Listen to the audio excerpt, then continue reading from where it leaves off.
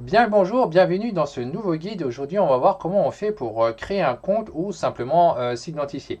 Alors, les deux, c'est le même formulaire, c'est la même façon de faire.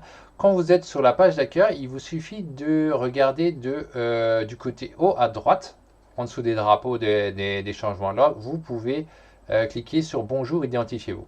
Vous cliquez là-dessus.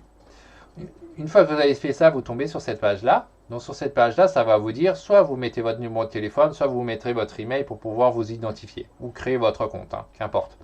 Alors moi, je conseille toujours de plutôt mettre l'email que le téléphone parce que l'email, vous en avez beaucoup plus besoin que le téléphone actuellement. Ici, il y a, voilà, je laisse le choix, mais il faut quand même comprendre que l'email vous sera demandé de nouveau par la suite en cas de besoin. Hein, évidemment, les données ne vous sont pas demandées s'il n'y en a pas besoin. Hein. C'est pour ça que c'est minimal. On vous demande, il y a un champ qui est mis, et pas plein de champs. C'est parce que, voilà, je vous demande le minimum qu'il y a besoin sur le moment présent. Donc voilà. Alors, vous inscrivez votre email, puis après, vous pouvez cliquer sur continuer. J'ai juste noté une chose, c'est que si maintenant, quand vous avez fait continuer, vous avez créé votre compte et vous n'avez pas reçu l'email de confirmation, il faut penser que vous pouvez cliquer ici sur besoin d'aide. Et sur besoin d'aide, vous allez pouvoir me contacter pour débloquer le compte. Alors, c'est peu probable, hein. Normalement, il n'y aura pas de souci, ça marche. Normalement, tout est bien configuré. Mais on ne sait jamais, avec les anti-spam, c'est pas toujours si c'est ça, parce que ça change entre temps et alors il faut rechanger. Voilà, parce que voilà, malheureusement, il y a des gens qui sont malhonnêtes et donc on est obligé. C'est normal qu'il y a plus de sécurité. Sinon, vous avez le bouton aide qui est sur toutes les pages, en bas, toujours en bas. Vous pouvez cliquer dessus si en cas de problème. Mais comme dit, hein, voilà, dans 99% des cas, ça passera. Il n'y a pas de raison que ça passe pas. Ensuite, on fait continuer.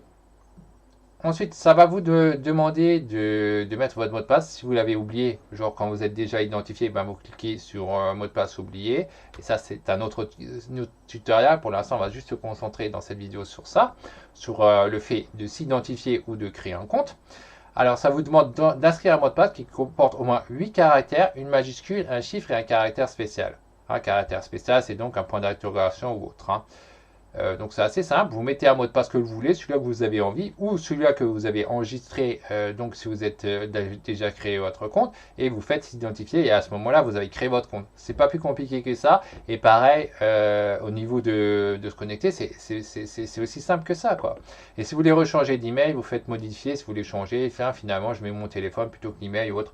Ça, tout ça, vous voyez, vous pouvez cliquer dessus, ça vous retourne en fait en arrière, et vous pouvez changer. Si vous avez fait une faute de frappe, hein, vous pouvez retirer en arrière et après vous refaites continuer. Après vous mettez votre mot de passe et vous faites s'identifier et vous allez voir que du coup vous avez déjà créé votre compte. C'est hyper simple. Et du coup ça va vous mettre bonjour votre email ou votre téléphone si vous avez mis le téléphone. Quand vous êtes déjà un compte et que vous changez au niveau de l'adresse, vous mettez votre nom ou vos prénoms, c'est votre nom ou votre prénom qui va apparaître à la place. Mais sur le moment, vu que c'est pas connu, bah, c'est automatiquement ce qui peut être mis qui va être mis à la place pour pouvoir vous montrer que vous êtes bien en fait identifié.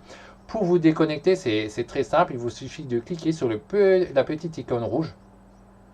Normalement, si on reste dessus, on voit bien le mot déconnexion. Et si vous cliquez dessus, vous allez remarquer que vous allez bien être déconnecté. Du coup, vous voyez nouveau le même message, identifiez-vous. Et pour vous reconnecter, ben, vous refaites le truc. Hein, vous mettez votre email, vous faites continuer, vous mettez votre mot de passe, vous faites s'identifier. Et puis voilà, ça marche de nouveau.